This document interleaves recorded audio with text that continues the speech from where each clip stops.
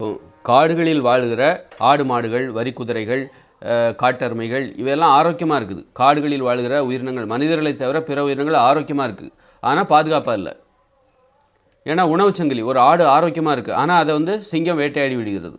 எப்போ வேணாலும் வேட்டையாடலாம். ஒரு ஆடு பிறந்து 1 மாதத்தில், 1 வருஷத்தில், 2 வருஷத்தில் வேட்டையாடலாம். ஆனால் அது ஆரோக்கியமாக தான் இருக்குது. அவைகளிடம் நோய்கள் இல்லை.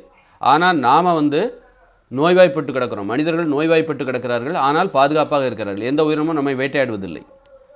நல்லா கவனிச்சிங்களா? அப்போ எது முக்கியம்? ஆரோக்கியமாக இருந்து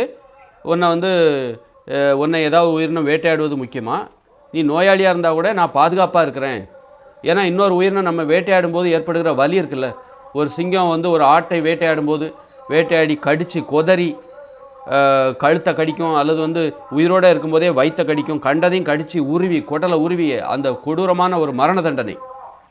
ஒரு இயற்கையான மரணம் எப்படி இருக்கும்? ஒருத்தருக்கு நம்ம மரண தண்டனை கொடுக்குறோன்னு வைங்க, சிறையில் தள்ளி அவருக்கு மரண தண்டனை, கரண்ட் ஷாக்கு கொடுக்கறது, தூக்கு கயிறில் போட்டு இழுக்கிறது, அது ஒரு தண்டனை. அந்த உணவுச்சங்கிலி இருக்குல்ல, அது ஒரு தண்டனை. அந்த தண்டனையிலிருந்து மனிதர்கள் தப்பி விட்டார்கள். நான் நோயில் கூட அவஸ்தைப்பட்டுருவேன், ஆனால் இந்த மாதிரி தண்டனை அனுபவிக்க நமக்கு வராது. அந்த தண்டனையிலிருந்து தப்பிப்பதற்காக தான் மனிதர்களாக நாம் மாறினோம். நாம் ஏன் மனிதர்களாக மாறினோம்? காடுகளில் இருக்க வேண்டியது அப்படின்னா நம்ம தண்டனையிலிருந்து தப்புறதுக்காக தான் நம்ம மனிதர்களாக மாறினோம்.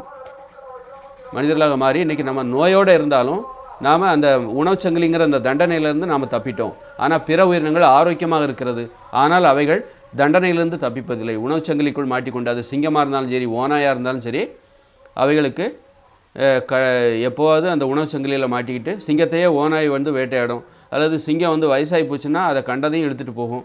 உயிரோடு அது ஒரு நல்ல மரணமே பிற உயிரினங்களுக்கு பெரும்பாலும் கிடையாது. அப்படி பார்க்கும்போது மனிதர்கள் பிற உயிரினங்களிடமிருந்து தப்பித்து, தண்டனையிலிருந்து தப்பித்து இன்றைக்கி பாதுகாப்பாக வாழ்கிறார்கள். இப்பொழுது மனிதர்களுக்கு இருக்கிற ஒரே பிரச்சனை நோயை வீழ்த்தி விட்டால் மனிதர்களைப் போல ஒரு வாழ்க்கை இந்த உலகத்தில் எந்த உயிரினத்துக்குமே கிடையாது. இதுதான் நமது இலக்கு. மனிதர்களின் இலக்கே இதுதான். இப்படி ஒரு வாழ்க்கை வாழணும், அந்த உணவுச்சங்கிலிருந்து தப்பணும், அதாவது கொடூரமான மரணத்தை நாம் சந்திக்கக்கூடாது. அந்த வகையில் இப்போ பிற உயிரினங்களிடமிருந்து நாம் பெரும்பாலும் தப்பிவிட்டோம். பெரும்பாலான மக்கள் தப்பிவிட்டார். பாம்பு கடியிலிருந்து தப்பிட்டாங்க. சிங்கம், புலி, சிறுத்தைகள், கரடிகள் இவைகளிடமிருந்து, காட்டெருமைகள், யானைகள் இவைகளிடமிருந்து மனிதர்கள் தப்பிவிட்டார்கள். ஆனால் இப்போ நமக்கு இருக்கிற சவால் நோய்களிலிருந்து தப்பிக்க வேண்டும். நோயிலிருந்து தப்பிக்கணும்னா நாம் தவிர்க்க வேண்டிய உணவுகள் அரிசி, கேழ்வரகு, கோதுமை, மாமிசம், மீன், முட்டை, தயிர், மோர், பால், வெண்ணெய், நெய், தேன், இந்த உணவுகளை தவிர்த்து விட்டு இது தவிர பிற உணவுகளைத்தான் நீங்கள் உணவுகளாக உட்கொள்ள வேண்டும்.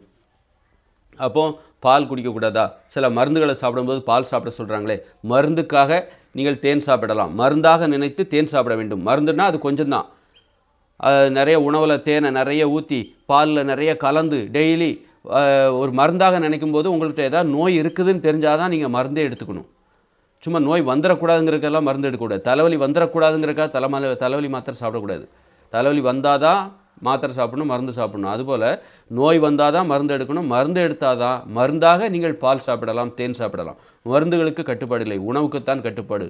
அப்படி இருக்கும்போது மருந்துக்கும் நிறைய கட்டுப்பாடு இருக்குது. எப்படின்னா, நோய் வந்தால் மட்டும்தான் நீங்கள் மருந்தை எடுத்துக்கொள்ள வேண்டும். மருந்தாக நீங்கள் எதை வேண்டுமானாலும் எடுத்துக்கொள்ளலாம். மருந்துகளுக்கு கட்டுப்பாடு இல்லை. மருந்தாக நினைத்து தேன் சாப்பிடலாம். ஆனால் மருந்து எப்பொழுது சாப்பிட வேண்டும்? நோய் வந்தால் தான். நோய் குணமாயிடுச்சுன்னா அப்பத்தோட மருந்தை நிப்பாட்டிடணும்.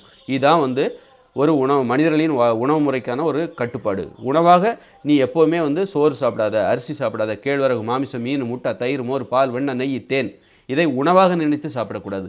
மருந்தாக வேண்டுமானால் சாப்பிடலாம்.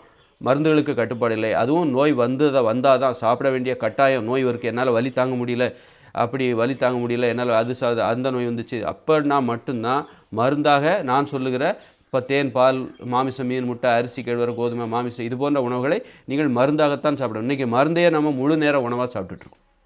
அதனால்தான் நம்மளால் அந்த பக்க விளைவுகள் தான் நோய்களாக மாறுகிறது. மருந்தே முழு நேரம் உணவாக சாப்பிட்டா எப்படி இருக்கும்? இந்த அரிசி, கேழ்வரகு, கோதுமை இதெல்லாம் ஊக்க மருந்து, அளவுக்கு அதிகமான வலிமை தருகிற ஊக்க மருந்து. அதனால் அந்த மருந்தே முழு நேரம் உணவாக சாப்பிட்டா நம்ம உடம்பு என்னத்துக்காகும்? அதனால தான் குணப்படுத்த முடியாத அளவுக்கு நமக்கு நோய்கள் வருது. நோய்கள் வந்தால் கூட நம்ம இந்த உணவுக்கு, இந்த ஊக்க மருந்து, அரிசி, கேழ்வரகு, கோதுமை இது போன்ற ஊக்க மருந்தை சாப்பிடாமல் நம்மளால் இருக்க முடியவில்லை, நோய் வந்தால் கூட. அதனால தான் நோய்களை குணப்படுத்த முடியல. நோய் வந்தது காரணமே இதை நீ முழு நேர உணவாக எடுத்துக்கொண்ட, மருந்தாக எடுக்க வேண்டிய பொருட்களை நீ உணவாக சாப்பிட்டதான் காரணம். நோய் வந்த பிறகும் நீ அதை நிறுத்தாமல் மருந்தை சாப்பிட்டுக்கிட்டே இதை சாப்பிட்டனால தான் நோயவே இந்த உலகத்தில் குணப்படுத்த முடியாமல் போனதுக்கு காரணம் தான். கோடிக்கணக்கான மருத்துவர்கள் இந்த உலகத்தில் இருக்காங்க, இருந்து கூட நோயை ஏன் குணப்படுத்த முடியல? மனிதர்களிடம் உணவில் கட்டுப்பாடு இல்லை. மருந்தை போய் உணவுன்னு நினச்சி சாப்பிட்டுட்டு இருக்காங்க. ஒரு சோறு எவ்வளோ சுவையாக இருக்குன்னா மருந்து அவ்வளோ சுவையாக இருக்குது. மருந்துன்னா இவங்க கசக்கும்னு நினச்சிட்டு இருக்காங்க. மருந்து இப்படியும் சுவையாக இருக்கும். ஒரு தேன் கூட மருந்து தான். தேன் எவ்வளோ இனிப்பாக இருக்குது அப்படிங்கிறக்கா அதை நீங்கள் முழு நேரம் உணவாக சாப்பிடுவீங்களா? சோறு வந்து சுவையாக இருக்குது, ஆனால் அது ஒரு மருந்து. அது மருந்து. ஆனால் நீங்கள் என்ன நினச்சிங்க, உணவுன்னு நினச்சிட்டு அதை சாப்பிட்டுட்ருக்கீங்க. ஏன்னா நீங்கள் என்ன நினச்சிட்டிங்கன்னா மருந்துன்னா அது கசக்கும் அப்படின்னு நினச்சிட்ருங்க. மருந்து தான். மருந்து கசக்கும் செய்யும், உரைக்கவும் செய்யும். சோறு, பிரியாணி இதெல்லாம் இனிப்பாக இருக்கும். அதுபோல் பாலை போல் சுவையாக இருக்கும், தேனை போல் இனிப்பாக இருக்கும். மருந்துக்கு இப்படிப்பட்ட குணங்கள் இருக்குது. மருந்தின் சுவை என்பது நம்மை அடிமைப்படுத்தும். இதெல்லாம் மருந்துகளை சாப்பிட்டதால் தான் நமக்கு அது விஷமாக மாறிவிட்டது, நமக்கே எதிராக மாறிவிட்டது. அதோட பக்க விளைவுகள் தான் நோய். நன்றி. அடுத்த வீடியோவில் சந்திப்போம். இந்த வீடியோ பிடிச்சிருந்தா சப்ஸ்கிரைப் பண்ணுங்கள், ஷேர் பண்ணுங்கள், லைக் பட்டனை அழுத்துங்க, ஆதரவு தாருங்கள். நன்றி, வணக்கம். அடுத்த வீடியோவில் சந்திப்போம்.